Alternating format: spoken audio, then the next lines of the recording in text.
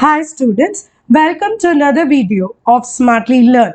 In this video, let's find the solution for the fifth question in exercise 9.1. A die is rolled if a random variable x is defined as the number on the upper surface, then find its probability distribution. First, let's list out all the possible outcomes when you throw a die. So the numbers could be 1, 2, 3, 4, 5 and 6. So the random variable x will also take up these values only. So 1, 2, 3, 4, 5, 6. Now let's calculate the probability of x. So what is the probability when you throw a die that 1 occurs? So it is going to be 1 by 6.